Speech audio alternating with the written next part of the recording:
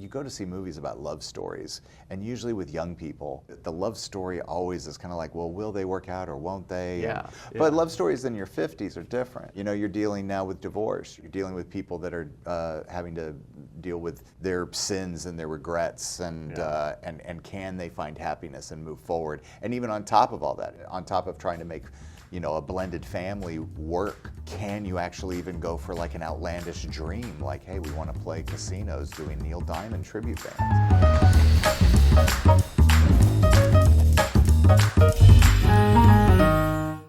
Nostalgia pays.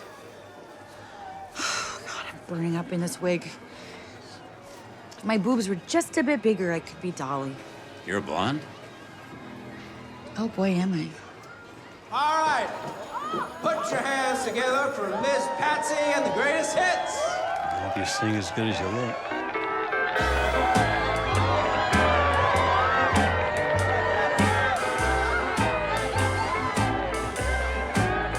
I go out walking after midnight, out in the moonlight, just like we used to do. I'm always walking after midnight, searching for you. Claire Stengel. She sing country, rock, classical like that Ave Maria joint. She look all kind of good, don't she? Yeah, my man like it. After midnight, searching for you. Welcome to Behind the Lens. This is an interesting guy who's directed so many movies, including Hustle and Flow, which became an Academy Award-winning movie for the most unusual song title ever to win an Oscar. We'll talk about that. Black Snake Moan, the remake of Footloose, The Wonderful Dolomite is My Name with Eddie Murphy, and Coming to America, the sequel to that movie, and many other things on television as well. Empire's latest film is Song Sung Blue with Hugh Jackman and Kate Hudson. And this is Craig Brewer. Welcome. Thank you for having me. Very excited to be here. Yeah, I'm very excited to have you here. I've seen Song Sung Blue, and I love seeing it. I always tell filmmakers this: I love seeing movies that I know nothing about, and and I just sort of walk in. I knew the title. I knew it was about a Neil Diamond tribute band. Right. But I didn't know the story, and it's a true story. Yeah.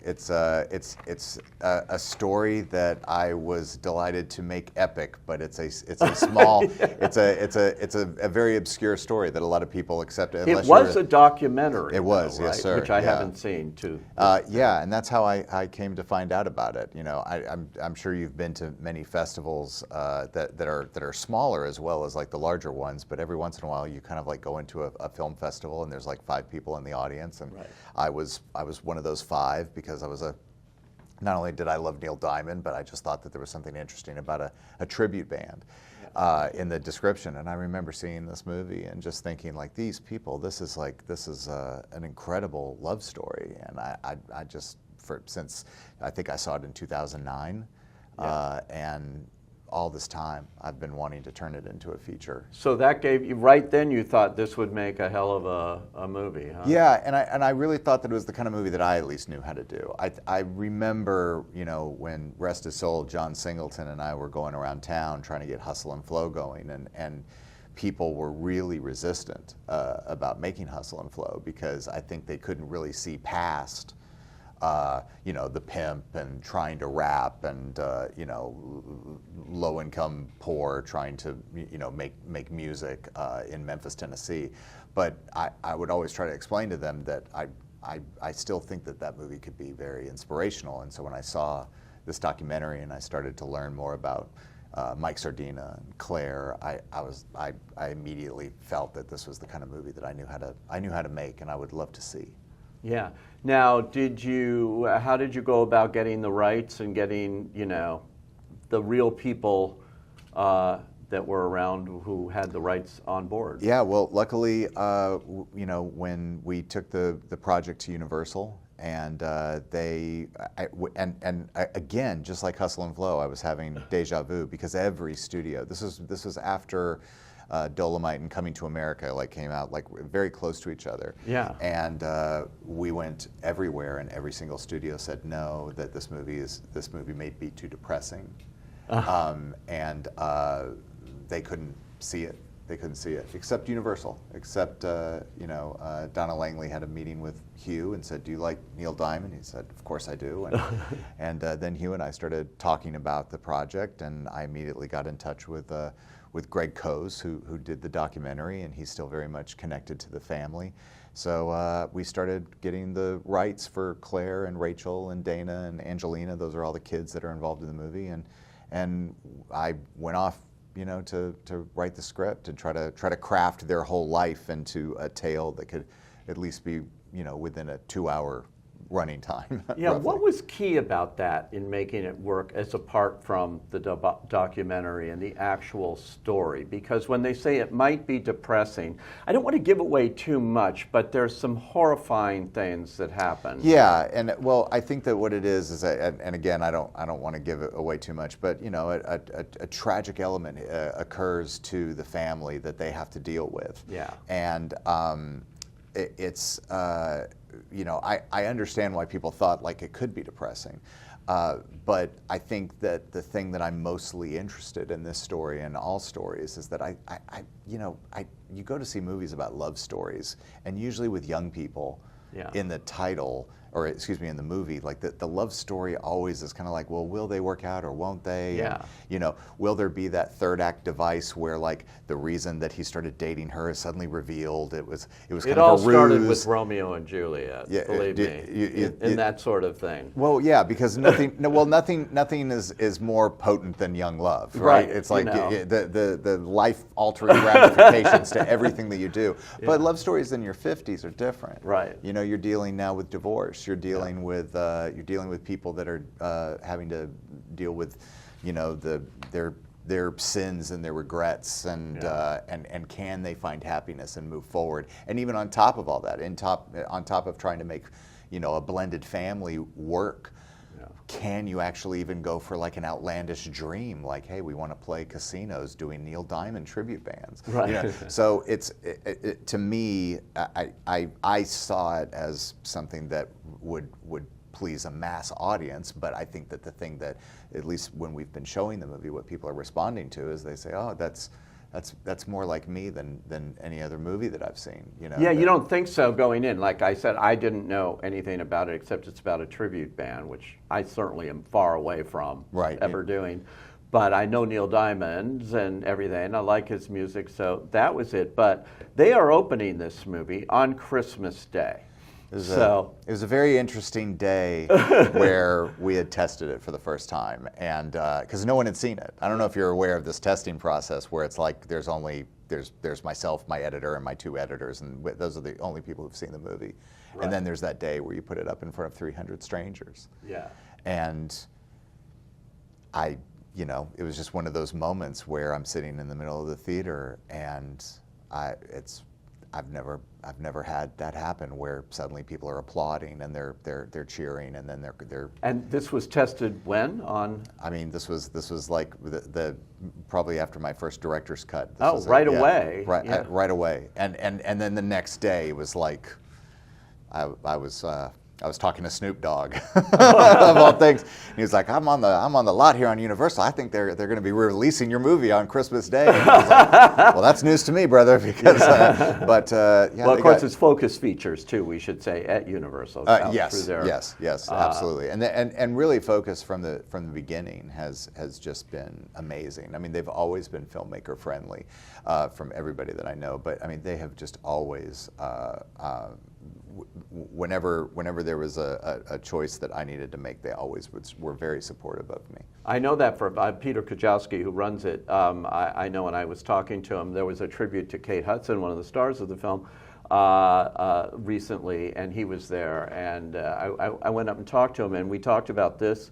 And all of his movies this fall, he's so proud. He said all of these movies including Song Sung Blue and Hamnet and the other ones he has. Begonia. I wouldn't change. He just goes, I am so happy with They're them. having kind of a banner year Yeah. this year. They really are. Yeah. And it's funny because I've been involved with Focus Features since the beginning. I mean, even like I believe they were USA Films at a long time ago, Yeah. and then kind of like changed That's with right, the James yeah. Seamus It era and evolved everything. a couple of But times. they really have a very interesting slate. Yeah. I feel, and I'm so excited that people are responding to And- their movies and my movie. Yeah, and the casting. So you had Hugh Jackman. Yeah. And he's a great actor, so it doesn't surprise me that he could be convincing as a Neil Diamond sound-alike. It's a guy impersonating. It's an actor impersonating an impersonator. Yes. Yeah. Of the real Neil Diamond. Yeah. And, and I think that Hugh is such an entertainer. I don't know Yeah. if you've seen his show. I have and at the- Hollywood Bowl once. Oh, you Amazing. did. Yeah, That's right. I mean, like I think it's funny for a lot of people that just know him as Wolverine, and then they go like, "Oh, what is all this song and dance stuff that he's doing?" But I think that he just really connected. He really connected to the story, and when he saw the documentary, and he was reading a book at the time about kind of the healthcare system in Milwaukee, and he knew that was important to me to talk about what it is to be a working musician these days, and Yeah. how much you don't have health insurance, you don't have any sort of pension, you don't have any of those kind of things that a 9-to-5 job affords people, and he was he also just really wanted to make sure that we got the right Claire to his mic, and luckily he and I had both at the same exact time saw this interview with Kate on 60 Minutes Sunday morning, where she was talking about how her son was leaving for college, and she was getting tired of waiting around on roles, and she wanted to kind of like take her future in her own hands, and so she started making music. She started recording songs and touring and doing exactly what this character was doing. So it kind of worked out perfectly that Hugh and I called her up, and I didn't even see anybody else. I was like, because I've been trying to make a movie with Kate for so long. Yeah. And I was like, Hugh wants you, I want you, let's just go make this happen. And she was. And she's so good in it. I She's mean, just excellent nails in it from the accent, everything. I'm so proud of her. Because I always felt, I don't know if you felt this way, but I think that, Kate, she just launched onto the scene with Almost Famous. Yes. I mean, I just remember like suddenly there was Kate Hudson. I Yeah. just didn't recall seeing her in anything before that. But over the years, she's just delighted everybody that I think that she hit this pocket of comedies and kind of romantic comedies, and I always knew there was a deep well there, Oh, yeah. And it's so funny because like even on set, we would talk about movies, and I would of course have to talk about her mother, and I still think that I would show the monologue to people on set. There's a fantastic monologue that Goldie Hawn does from Sugarland Express, and again, like there's another example, like her mother is kind of in that same situation, like she just hits that comedy place, right? But there's this fantastic dramatic well of talent there, Right. that I knew that if Kate had the right role. And also Hugh, I think that Hugh sometimes either gets into kind of like the Wolverine, Right. or something completely musical, Yeah. like Greatest Showman, Or Les Mis. or Les Mis, exactly. Yeah. But I felt like this would be a way that both of them could kind of explore things that maybe audiences don't get to see them do as much. Certainly the casting works here. There's no question about that. And I think the timing is right for the movie. Something you just said about health insurance, and he was concerned about that, and in that business. I think it's universal now because people, every day you're reading the news, it's all about health. It's about you're going to lose everything. You're not going to be able to pay anything, and you're looking at what happens with this family. Exactly. And what they're dealt. And you think, what if that happened to me? I'd be in the same boat. Yeah, it's something that means a lot to me, but I feel I love superhero movies, but I think we've been saving the universe a little bit too much, and we're not really focusing on what a lot of Americans are dealing with. Their life is pretty epic with a lot of conflict that's coming their way. I was having dinner with somebody and we were discussing just the politics of the day, and he asked if I was eating my pickle, my pickle spear. I go, no, you can have the pickle. And we began talking about everything that's happening in the country. And I said, we haven't really been talking too much about how that pickle got here. You don't think about it. Here we are in New York, and they need pickles, and there's going to be somebody who's driving it here, and what is their life? How much money are they being able to put away? Yeah. We just want the pickle there. We don't want to think about everything that comes with it. But a huge chunk of the country, this is what they're dealing with. They're dealing with no, everybody needs things. I'm of the bracket that needs to break my back and not have money in the bank to make sure that everybody gets what they want. And I do think that, especially in the middle of America, I live in Memphis, Tennessee, we're not seeing too many films like that. There used to be a lot of films like that. I'm kind of a kid of the 80s, and even our pop movies like Purple Rain and Footloose and Pretty in Pink, all these movies were like people didn't have any money. Yeah. They were poor to working class poor, trying to do something grand for themselves or for their family. But I just haven't been seeing many of those kind of movies. But have a great lately. family unit. I just rewatched a movie called Claudine with Wait a minute. Yeah. Diane Carroll and Claudine's like James Earl Jones. Claudine, John Barry. Yes. With the film. Yeah. Originally, it was going to be an actress named Diana Sand. She died. And Diane Carroll got an Oscar nomination for it. So Claudine was on I do a shelf, and a shelf means I study certain movies for the movie that I'm doing. And wow. Claudine's on my shelf. Oh, that's so cool. I always loved it. Oh, it's a Great beautiful Curtis film. Mayfield score and everything. But I just watched it maybe a month ago or something. We watch classic movies on the weekends. And based on somebody's birthday or the day they died, and somehow that came up, and my wife chose it, and we sat and watched it again, and I go wow, this is such a great family movie, of people who are truly struggling in every way except love. I don't think there is a more romantic scene in any movie than James Earl Jones coming over to Diane Carroll's house with all those kids yelling. He's I'm taking her out on a date. and just these kids are just wow, who's this guy? And then he takes her over to his place. He realizes she hasn't had a moment to relax. Yeah. He takes the palm olive or whatever kind of dish soap, puts it in the tub, gets her a tub going while he's setting a mouse trap in the other room. And I'm thinking to myself, this is charming. This is beautiful. And yet it's about poor people. It's about people who are just struggling. Yeah. And yet their lives still can have this magic. It can still have this romance. And when you said they don't do movies like this anymore, they don't. So we're getting this on Christmas Day, and you're going to see a real family. But in entertainment, Neil Diamond, has he seen it? He has. And what did he think? He really loved it. Oh, good. He really loved it. Oh, no, let me tell you, of all the times that I've had to sit in an audience or be on a phone and waiting to what is somebody going to think about my movie, let me tell you, I was so scared about Neil Diamond watching it. But he was tapping along with the music. He applauded after every number. Apparently, he wanted to see it again. And just recently, I got a picture from Hugh Jackman where he and Neil are arm in arm singing together.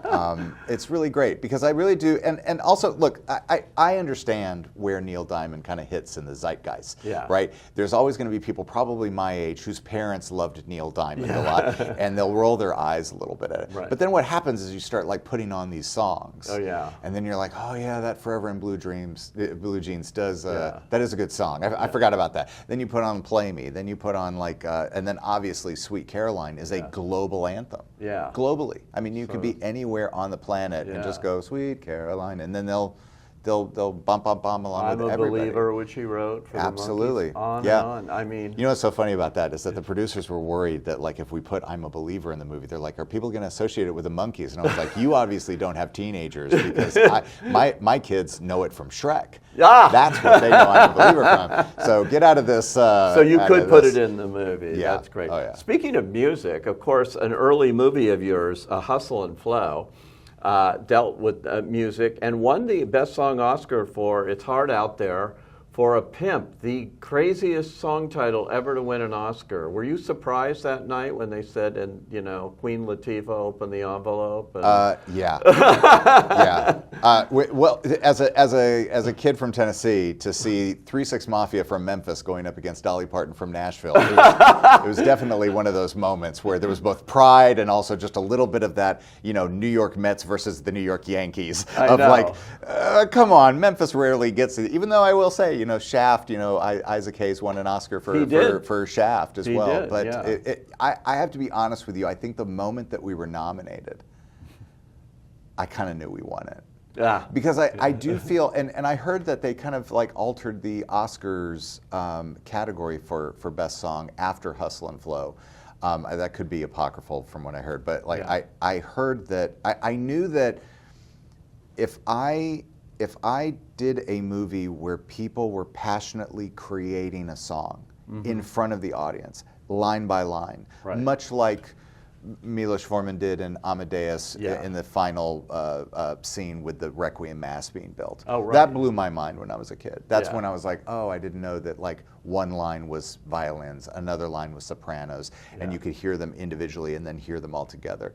And I knew that if we could do that with Hustle and Flow, with rap, where not everybody loves rap, but if they see people passionately putting it together, then it becomes their song. Yeah. And so when we got nominated, I kind of felt like, oh yeah, I'm sure they just got that song in their head and they watched it be born. Yeah. And but it didn't change the absolute surreal element of, it's hard out here for a pimp. And suddenly, and 3 6, they came out, they had just performed, so they're in total streetwear with like platinum grills and coming out there, and it was just it was a wild whoever moment. was hosting, I remember they came out, okay. I think it was Jon Stewart. Jon Stewart, who said, okay, so that's 3 6 Mafia, 1 Oscar, Martin Scorsese, 0. That's right. I think they've leveled it out since. Yeah, so they have. There's no hard feelings. They both have from one Marty. now. Yeah. That was classic. But so many of your movies that you've done here would be called black cinema. And and they're Dolomite, about Rudy Ray Moore, and all these great actors you've worked with. Are you surprised that you sort of get pigeonholed there a little bit? Well, I'll tell you what, I don't feel pigeonholed. I feel incredibly grateful. I really do, because I feel a great kinship with a lot of African American filmmakers, and just being from the South. Yeah. Because I don't know if you've ever heard this, but like a lot of projects that happen both in African American cinema or just anything that takes place in the South, everybody in Hollywood always says, well, there's no foreign for that. So they create a box for a lot of filmmakers. Oh, yeah. And I've always felt part of that box. I mean, Hustle and Flow was that, and many other films that I've tried to make that just take place in, either Nashville or Memphis or in Atlanta or something like that.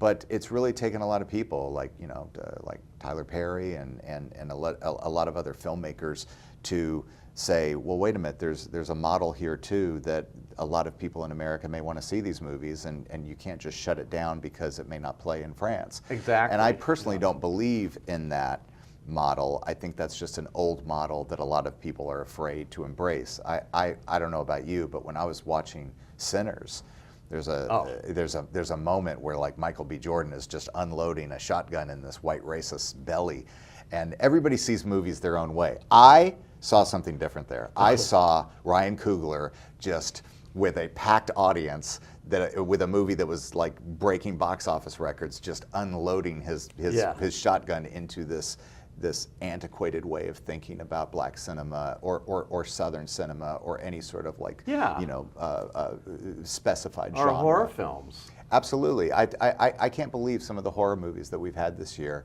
and I know that they're not going to be recognized on a level of like maybe like the Academy Awards or the Golden Globes. I mean, is there really a better screenplay than Weapons this year? I mean, but I just don't think that anybody's going to be kind of like putting it in the same category with everything else, because it is in this in this category. It's in a box, where you don't until, like you say, unlock the box and I let it out. think I was really grateful to and fortunate that John Singleton was my mentor. Yeah. Like he really he put his house up for collateral. He financed Hustle and Yeah. Flow, but he understood something that I've heard Spike Lee and other filmmakers talking about, which is like you do a lot more good by being a regional filmmaker, by trying to be of an area.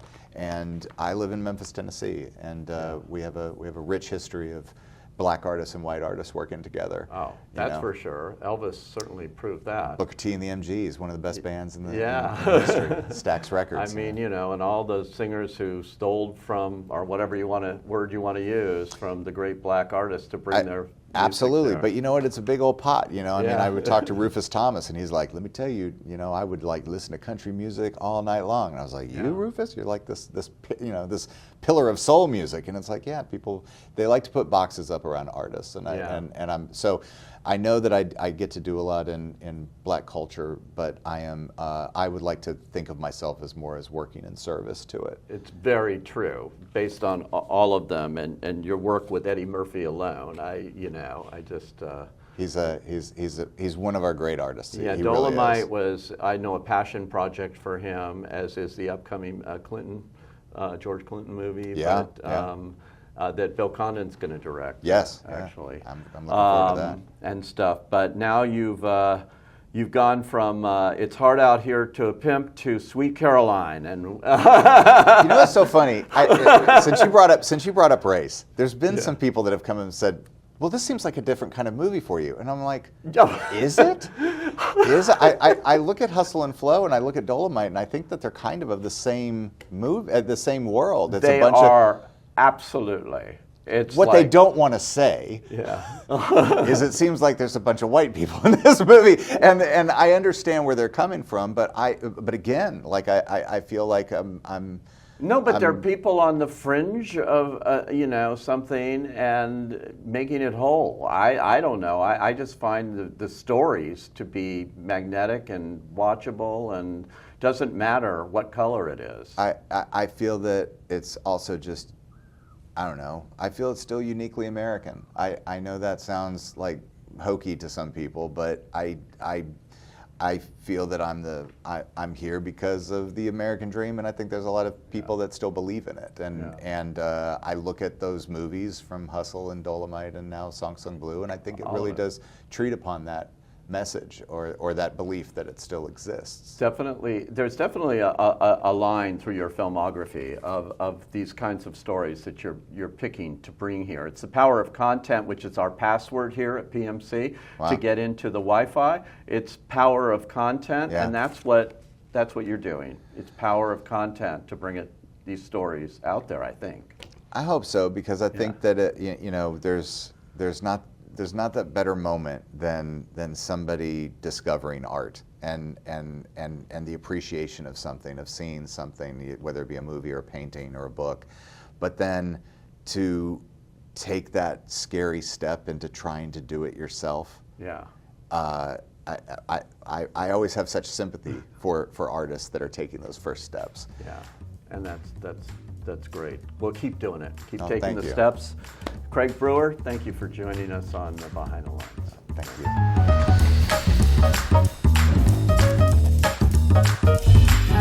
you.